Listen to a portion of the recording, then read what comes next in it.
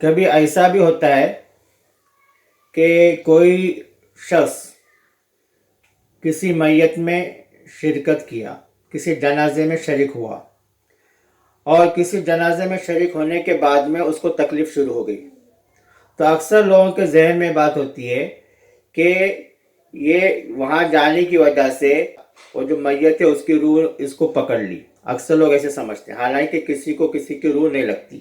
وہ جو شیطان ہوتا ہے جو یہاں وہاں دوسروں کو تکلیف دیتا ہے، اور وہ یہ سمجھتے ہیں کہ وہاں جانے کی وجہ سے اس کے اوپر وہاں اس کی اس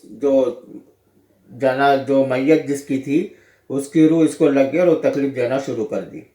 تو ایسے کچھ نہیں ہوتا، بلکہ اکثر اسی آدمی کو تکلیف ہوتی ہے جس پر پہلے سے ہی جنات کے اثرات ہوں.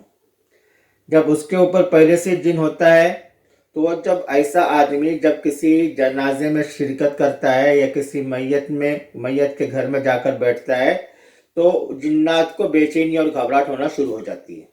تو اس کی وجہ سے وہ تکلیف اس کے اوپر اس انسان کے اوپر ظاہر ہوتی ہے. تو لوگ یہ سمجھتے ہیں کہ وہاں جانے کی وجہ سے اس کا شیطان اس کو لگ گیا، بلکہ ایسا نہیں ہوتا، بلکہ اس کے اندر پہلے سے ہی وہ جنات وہ شیطان اس کے اندر پہلے سے ہی تھا. تو وہاں جانے کی وجہ سے اس کو جو تکلیف ہوئی تو وہ سامنے ظاہر ہو گیا. اسی لیے بعض علاج کرنے والے، بعض عامل علاج کے دوران میں میت میں جانے سے روکتے ہیں.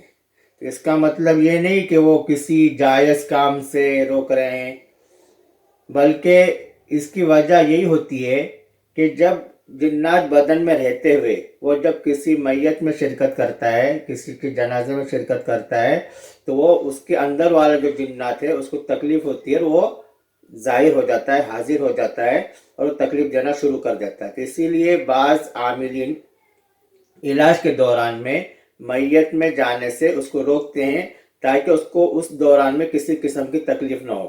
جب پوری طرح سے اس کا علاج ہو جائے پھر چاہے جتنی مرتبہ وہ شرکت کرے کوئی حرج نہیں. اللہ تبارک و تعالی ہم تمام کی جنات جادو کے اثرات سے حفاظت فرمائے. آمین.